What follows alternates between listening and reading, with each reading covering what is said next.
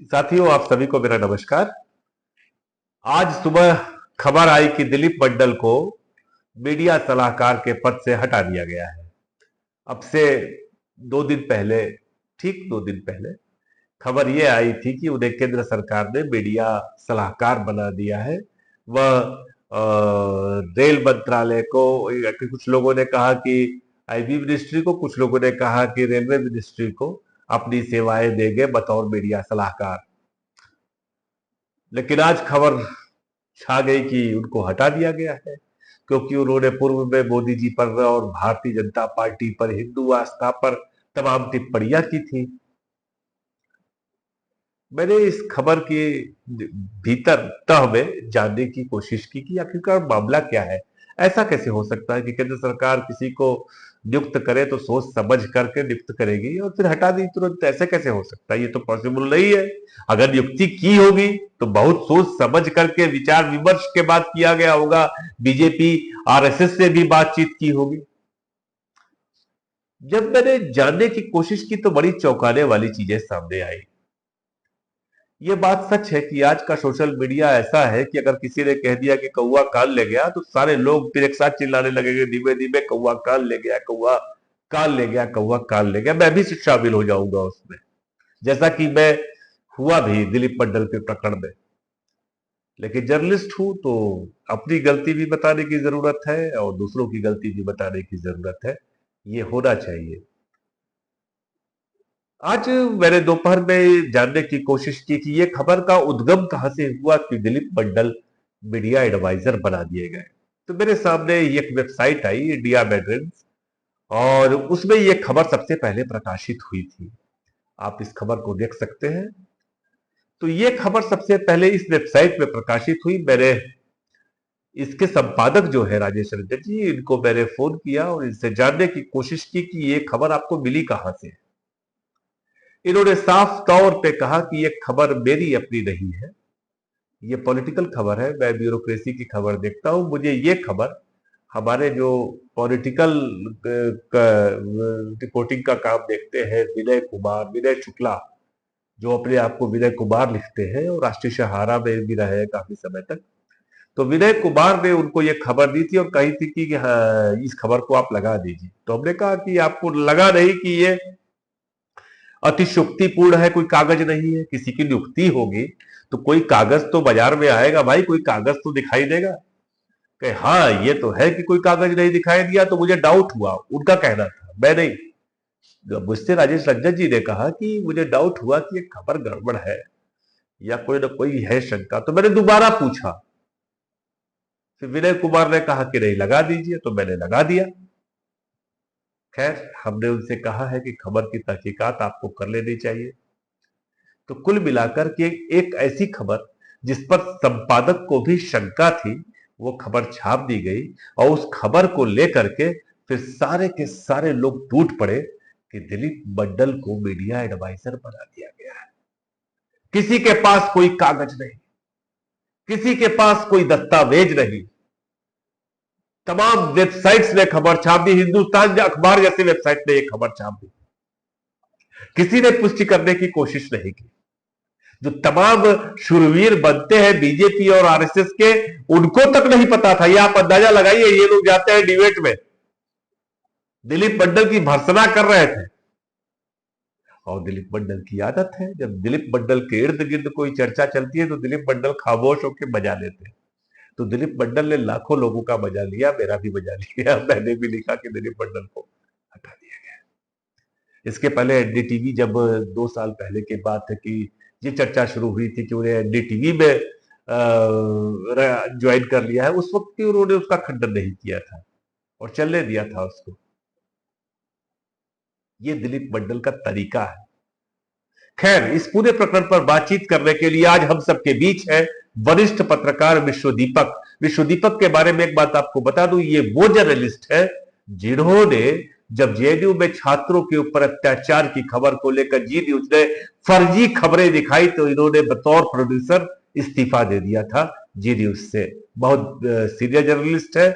और दिलीप मंडल को, आज की राजनीति को, सोशल मीडिया को देखने की इनकी अपनी दृष्टि है, मेरे मित्र भी है। तो आप देखिए, ये बातचीत बहुत जरूरी है इस प्रकरण पर। विश्व दीपक को सुनना। जी विश्व दीपक जी नमस्कार। नमस्कार। आपका नमस्कार। स्वागत नमस्कार है। आवेश। नमस्कार आवेश जी, स्वागत है। कैसे हैं आप? बहुत शुक्रिया। काफी हंगामा हो गया यहाँ पे आपके जाने के बाद ही।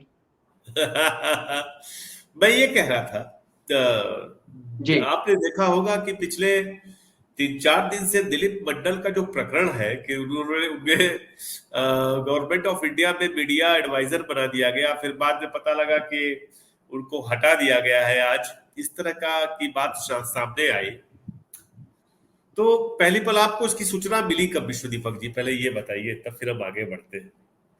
देखिए, ये आपको ऐसी जानकारी? बिल्कुल ट्विटर पे किसी ने इसको शेयर किया था, तो मैंने देखा इसको, और फिर अनेक लोगों ने इस पर टिप्पणियां की, ट्विटर पर, फेसबुक पर, अन्य माध्यमों पर, सोशल मीडिया पर। तो जानकारी मिली मुझे, और मैं अवगत हुआ इस चीज से कि उनको किसी मंत्रालय में, शायद इंफॉर्मेशन एंड ब्रॉडकास्टिंग मिनिस्ट्री में, उनको कुछ सलाहकार का पद दिया गया है। तो जानकारी मिली, क्योंकि हम सब लोग आजकल का जो दौर है पत्रकारिता का, वो सोशल मीडिया पर ही होता है, ज्यादा होता है, तो जानकारी मिल ही जाती है। जी तो आपको विश्वास हुआ कि नहीं इस खबर पर? आपको क्या लगा कि ऐसी ये खबर सच हो सकती है? देखिए, विश्वास क्यों नहीं होगा, और सबसे बड़ी बात ये है, देखिए मैं अपनी बात कहूँ तो अवैध जी, मैं इस चीज को बहुत स्ट्रिक्टली फॉलो करता हूँ, क्योंकि मैं कभी भी किसी भी व्यक्ति पे बात नहीं करता। व्यक्ति पे बात करना मुझे लगता है कि ये सबसे मूर्खतापूर्ण या छोटी बात होती है। तो किसी भी व्यक्ति पे, अगर वो महात्मा गांधी नहीं है, अम्बेडकर नहीं है, नेहरू नहीं है और मनमोहन सिंह नहीं है, तो उस पर क्या बात की जाए? तो किसी आदमी को किसी मंत्रालय में कोई पद मिला है, इस पे क्या बात की जाए, या इस पे क्या बात करने योग्य है, या इस पे क्या बात करने की ये काबिल है ये बात? तो इसलिए तो मैंने इस पे कोई बात नहीं की। हाँ, जानकारी जरूर मिली मुझे, और रही बात यकीन करने की, तो ऑब्वियसली मतलब ये लगता है कि आज के दौर में बहुत सारी चीजें झूठ भी फैलाई जाती हैं, पर जिसके बारे में कहा गया था, उनका जिस तरह का रुझान है, वो जिस तरह से आजकल ट्वीट्स लिख रहे हैं सोशल मीडिया पर, जिस तरह से बैटिंग कर रहे हैं रूलिंग पार्टी के लिए और सरकार के लिए, तो और उनकी एक उन्होंने लगातार जो है ओबीसी की और दलित पॉलिटिक्स की है पिछले 10-15 सालों में, उन वर्गों की बात की है। हालांकि उन वर्गों के लिए कितना काम किया है, नहीं किया है, वो एक अलग मसला है। आजकल तो काम करना ही का कोई मतलब नहीं रह गया है, सिर्फ बात एक करना चीज ही आज के दौर। जो असल चीज विश्व दीपक जी, आपको टोक रहा हूँ। जो जानकारी हमारे पास आई, मैं अभी दर्शकों को बता भी रहा था कि जिस वेबसाइट ने सबसे पहले दिलीप मंडल की ताजपोशी शब्द मैं इस्तेमाल कर रहा हूँ कि ताजपोशी का जिस वेबसाइट ने खबर प्रकाशित की, उसके एडिटर का कहना था कि उसने इस खबर को रोक रखा था और उसे भी यकीन नहीं था कि ऐसा कुछ हुआ है। उसको मैंने पूछा कि आपने ये खबर कहां से मिली, तो उसने अपने किसी दूसरे व्यक्ति का नाम बताया कि उनसे खबर मिली, और मैंने उनसे शंका जाहिर की तो उन्होंने कहा कि नहीं, खबर ठीक है, आप लगा दीजिए।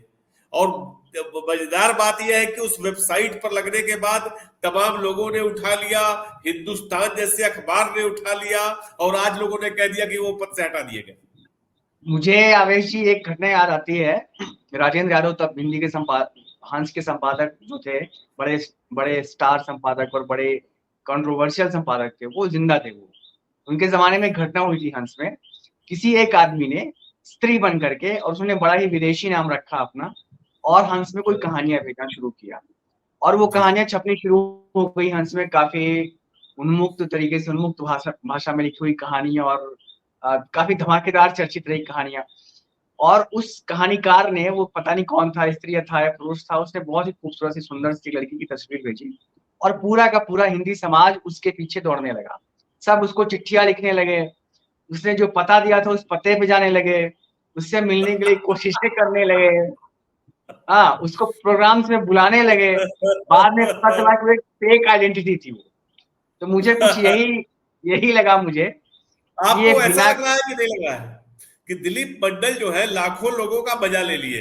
भले कि जो मेरी जानकारी में अब आया है, मैं भी उसका शिकार हुआ हूं निश्चित तौर पे, जो ये पूरा नैरेटिव बिल्डिंग का काम चलता है सोशल मीडिया पे, कि दरअसल ऐसी कोई नियुक्ति भी नहीं हुई थी, ना किसी को रखा गया ना किसी को हटाया गया। क्या मंडल मजा ले रहे थे क्या सबका? ऐसा हो सकता है क्या? ऑफकोर्स वो ज्यादा बड़े खिलाड़ी हैं इस माध्यम के, वो चुपचाप बैठे रहे, वो देख रहे थे कि दुनिया में क्या तमाशा चल रहा है उनको लेकर के। हाँ, लोग कैसी कैसी टिप्पणियां कर रहे हैं, और उन्होंने आज शायद कहीं लिखा है कि भाई हमारे ऊपर इतने पोस्ट लिखे गए, इतने संपादकों ने हम पे बात की। तो वो दिलीप मंडल क्या है? दिलीप मंडल कोई एक आदमी नहीं है, वो एक बीमारी का, एक ट्रेंड का नाम है, एक प्रवृत्ति है वो। और वो प्रवृत्ति केवल दिलीप मंडल नाम के आदमी में नहीं पाई जाती। आजकल सोशल मीडिया के इस दौर में, इस युग में, आप ये समझिए कि हर कोने में, हर गांव में, हर गली में, हर मोहल्ले में, हर पार्टी में, पॉलिटिकल पार्टी में, संगठन में हजारों हजार दिलीप मंडल पाए जा रहे हैं, या बन चुके हैं, या बनने की राह पर हैं। तरीका सबका अलग अलग हो सकता है, जो भाषा, तो वो एक प्रवृत्ति है, एक ट्रेंड है वो, ठीक है। तो उन्होंने आज लिखा कहीं पे कि हमारे ऊपर 70-60 लोगों ने बात की, 100 पोस्ट लिखे गए, यूट्यूब पे हमारे पर प्रोग्राम बनाए गए, लोगों ने टिप्पणियां की। तो उनका जो पूरा अस्तित्व है, जो पूरा एग्जिस्टेंस है, वो इसी सोशल मीडिया में पैदा हुआ है। यहीं पे वो सर्वाइव कर रहे हैं, यहीं पे वो ग्रो कर रहे हैं, और इसी से वो अपने आप, उनको फील होता है कि वो कुछ है। जिस दिन ये नहीं रहेगा, वो उनकी डेथ हो जाएगी, वो सफोकेट फील करेंगे। और उन्होंने किसी से कहा था कि जिस दिन मेरे ट्वीट पे कोई कंट्रोवर्सी नहीं होती है, कोई पढ़ता नहीं है, तो मुझे बड़ी बड़ी बेचैनी सी होती है।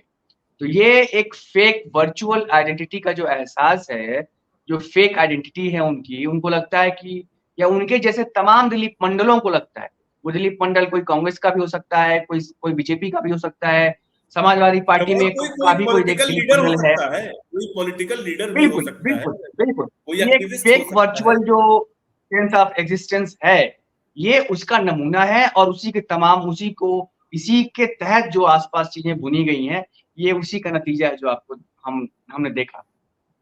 एक तरफ बीजेपी के तमाम जो राइट विंग को सपोर्ट करते हैं, हर्षवर्धन त्रिपाठी और अजीत भारती जैसे तमाम लोग, तमाम हैंडल, सैकड़ों हैंडल है, कुछ लेफ्ट को करते हैं, कुछ राइट को करते हैं। तो क्या हम कह सकते हैं कि ये लोग छोटे छोटे दिलीप मंडल हैं, जो दिलीप मंडल के बिल्कुल, साथ ये दिलीप मंडल इन मेकिंग है, ये दिलीप मंडल इन मेकिंग है, ये दिलीप मंडल बनने की प्रक्रिया में है, ये वैसा बनना चाहते हैं, वैसे ही फॉलोवर चाहते हैं, वैसे ही ये सोशल मीडिया के दरोगा बनना चाहते हैं, वैसे ही ये एक ट्रेंड सेट करना चाहते हैं। ये वही है, दिलीप मंडल इन मेकिंग है, इनके डीएनए में कोई फर्क नहीं है। मैंने देखा कि बहुत सारे वो लोग जो कांग्रेस के लोग हैं, या कांग्रेस से जुड़े हुए लोग हैं, उन सारे लोगों ने भी इस पर टिप्पणी की। इस पर टिप्पणी करने का मतलब क्या था? मैंने देखा कि दो तरह के लोग सामने आए। एक, उन लोगों ने जिन्होंने दिलीप मंडल को डिफेंड किया, ये कहते हुए कि कांग्रेस के टाइम में भी ऐसा होता था, ऐसे अपॉइंटमेंट्स होते थे, और बहुत सारे लोगों ने तो पचौरी और तमाम लोगों का नाम लिया, तमाम लोगों का नाम ही लिख दिया कि वो लोग भी अपॉइंटमेंट होता था कांग्रेस के जमाने में। तो हम लोग भी जानते हैं, बिल्कुल बिल्कुल बिल्कुल। और दूसरी तरह के वो लोग सामने आए जिन्होंने कहा कि देखो, ये तो बिक ही गया था और बिक गया, एकदम सामने आ गया इसका। ये दोनों लोग कौन है? ये दोनों लोग एक ही हैं, वो दिखते अलग हैं लेकिन हैं ये दोनों एक। इन दोनों की एक ही इच्छा है कि हमें। आपने विश्वदीपक ये बात शुरू में भी कही थी और अभी भी कह रहे हैं। हमने भी दिलीप मंडल के बारे में लिखा। हमने दिलीप मंडल के बारे में इसलिए लिखा क्योंकि दिलीप मंडल को हम बहुत पहले से जानते हैं। 20 सालों का संबंध है। जब सोशल मीडिया नहीं हुआ करता था तब जानते थे, तब वो हमको मेल लिखा करते थे, तब हम जवाब दिया करते थे, तब हम लोगों की दोस्ती थी। उस वक्त पर्सनल भी, व्यक्तिगत तौर पर मिलना जुलना था। हम लोग आहत होते हैं, इसलिए जो आप ये बात कह रहे हैं, आपने दूसरी बार कहा तो मैं आपको टोकूंगा। आप जो ये कह रहे हैं कि ये एक बहाव है जिसमें हम लोग आ जाते हैं, तो बहाव ब्लैंकेट अपने समय की पत्रकारिता कहीं से भी गर्त में जाती है तो उस पर खामोश कैसे रहा जा सकता है? देखिए, इसको ब्लैंकेट तरीके से ना लिया जाए। मेरा मतलब ये नहीं कि हर आदमी जिसने इस पर टिप्पणी क्यों की है वो ऐसा ही है, ये मेरा मतलब नहीं था। लेकिन मेरा कहने का मतलब है कि अगर इसको एक ब्रॉडर पर्सपेक्टिव में आप देखें, बड़े कैनवास पे देखें, जो ट्रेंड उभर के सामने आता है और जिन बड़े लोगों ने लिखे हैं, जिनके अच्छे फॉलोवर्स हैं सोशल मीडिया पे, या जो वैसी भाषा लिखते हैं वो चाहे राइट विंग के हो, चाहे कांग्रेस के हो, चाहे लेफ्ट के हो, चाहे आरजेडी के हो, चाहे बीएसपी के हो, वैसी भाषा लिखने वाले आज हजारों लोग पैदा हो चुके हैं।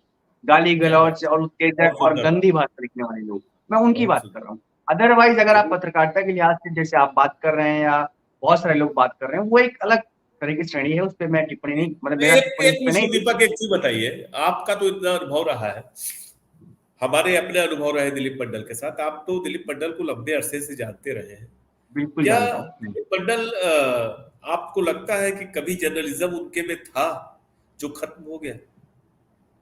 जर्नलिज्म असल में क्या है कि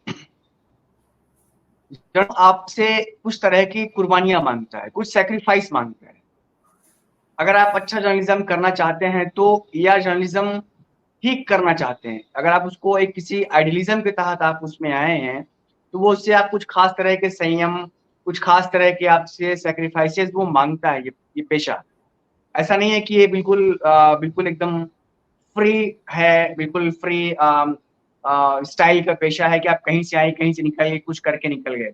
उसके लिए आपको थोड़ी एकाग्रता, लगन, मेहनत, कुछ सैक्रिफाइसेस, वो इन्वेस्टमेंट, वो तमाम चीजें मांगती है। वो करने का ना समय उनके पास पहले भी नहीं था, आज भी नहीं है।